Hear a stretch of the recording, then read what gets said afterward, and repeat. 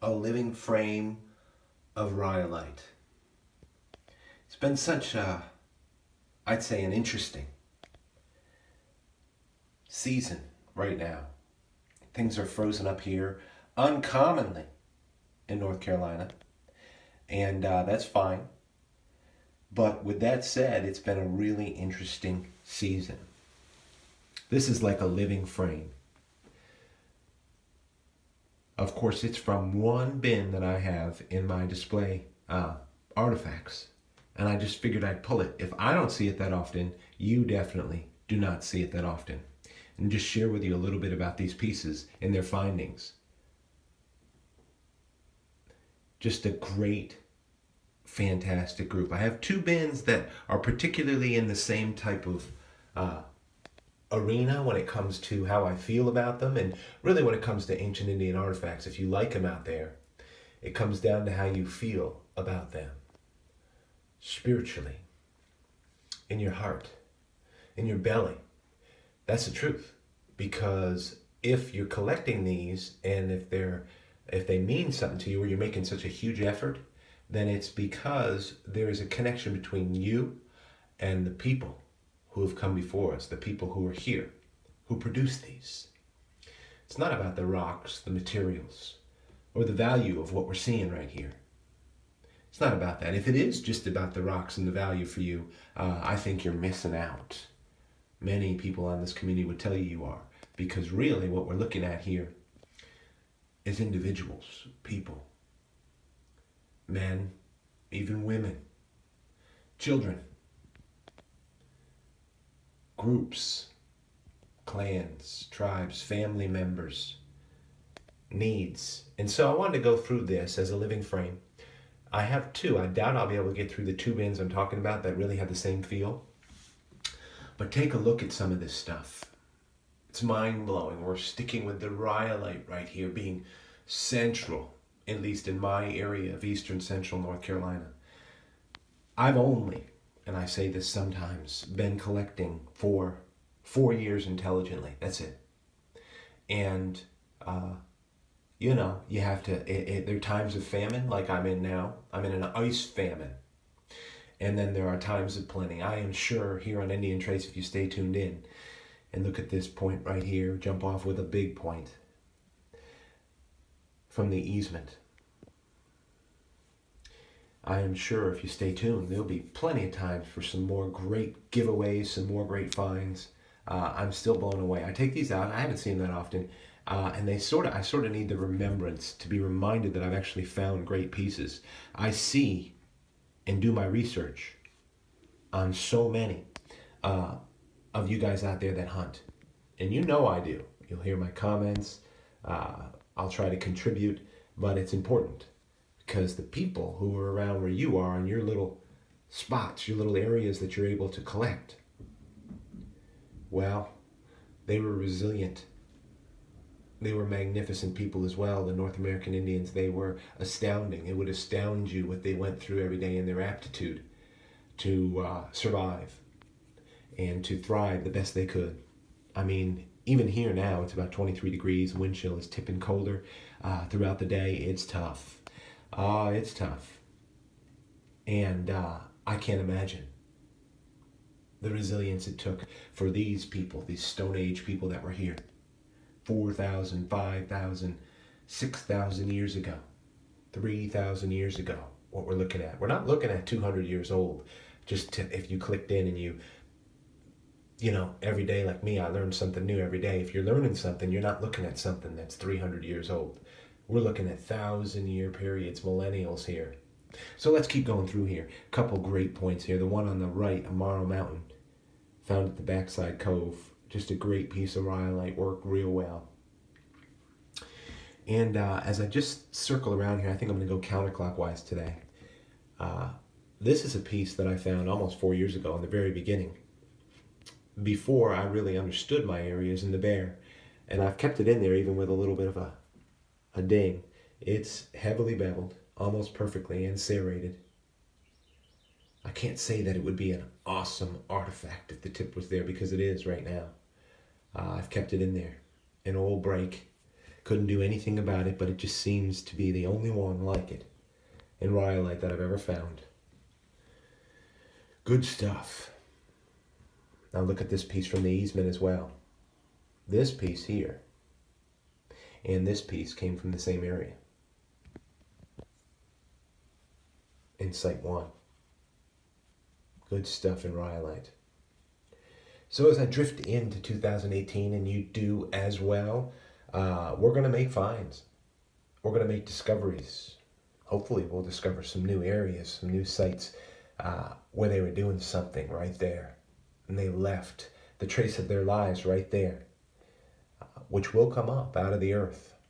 Give it the right environment, give it the right conditioning and weather.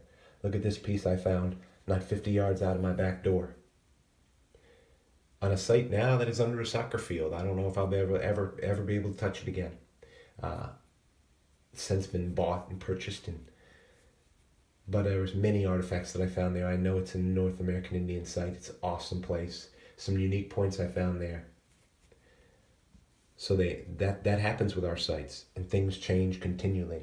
Here's a site from Riverdale, which has folded through this agricultural season without offering many opportunities. The crops have just been different. Beans take absolutely forever, and they split seeded, I think, cotton onto the site. But those two right there rotate through almost 8-9 months alone right there, without too much disturbance of the ground. But this is where that piece came from.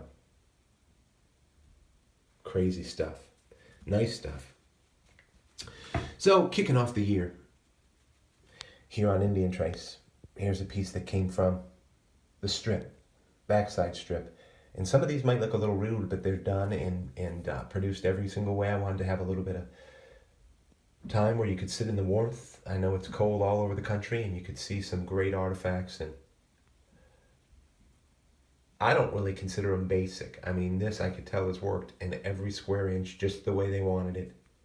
And I know how durable and resilient rhyolite is, where I can tell that a piece is just the way they wanted it, and it would have done what they needed it to, which was harvest their food.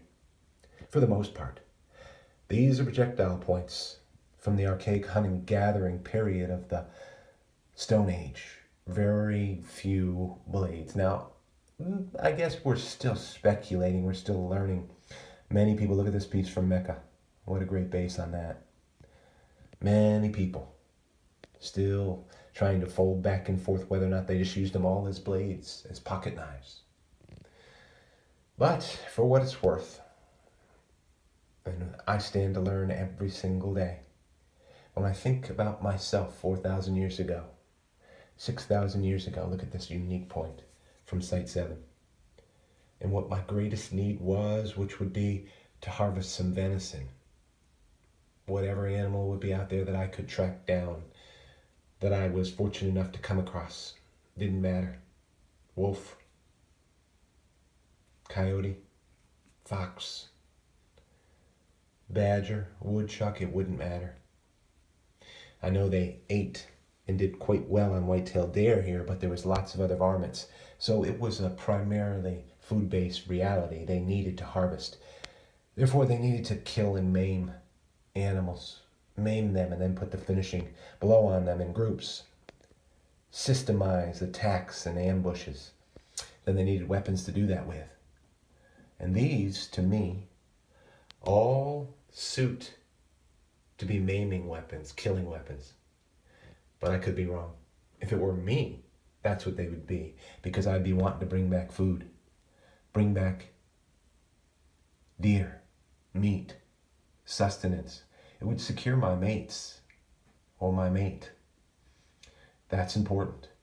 An important biological and natural need, at least for a man. And so we go out and we work, even to this day in a modern world, and we try to make ends meet for our family. There's no difference. We're looking to secure affection and procreation with our mates. Some of this stuff's probably far too deep for some, but listen, if you have any kids listening to it, you know it's not going to go overboard and they're not going to be cussing, and I'm just going to give it to you straight, and they'll probably learn a lot. Look at this frown from North Gilfield. Very interesting. I almost found this 4 years ago. Very early find for me. Here's a find from Notchville, giving you a good look at all these. I've always particularly liked this piece.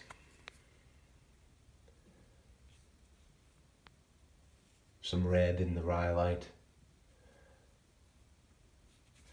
I was talking to a friend from Missouri today in text, and mentioning the fact that what fascinates me most is that we come across and start to discover more and more about the tools they use based on us understanding their needs as a people. If they were hunter-gatherers, if they were living in the Stone Age, what was their most vital needs, whether it's clothing, what kind of tools do they need to secure those clothes and that sort of thing. Here's a piece from Site 7. Just great rhyolite. So we go through that as the story goes, and you always get a little bit of a story on Indian Trace to help understand what we're seeing, because that's what makes a difference. That's what makes a difference. Interest in people is what takes truth and changes it into a message. If you don't have any interest in the people or the people that these came from, your truth's just in a box somewhere and you're fine to do whatever you want with it, throw it around in the garage or whatever. I'm not, because there's nothing more that can tell the story of these people. So in this New Year's, I think this will be a good start for it all. It's a great point from Mecca, very early point, and before I even understood the site. I knew how rich it was. I was able to find a point like this out there. Just, we have such changing perspectives as we go year to year in collecting. That will always be a favorite for me, though. Some points you just decide, even if they're basic, you're never going to get rid of them. Right? So as we finish, here's a great point from Notchville. No doubt about it. Here's another one of the earliest arrowheads I've ever found from the Archaic. It's a little bit of a Rowan, I think, type style. And the last point we'll look at right here is a great point from Opening Sands, which is right next door to Mecca, and it's suited with just a little bit of relief off the backside of it. You can see it. Missing just a little of the tip, that's fine. A little bit of serration accent. All of them are worked just so well. So I'm blessed. I remind myself of what can be found around here. That's good for this video. Just sort of a museum series, sort of a living frame to give people perspective of these artifacts in the North American Indian here. Appreciate you tuning in. And all in all, hope you find out there. Happy New Year.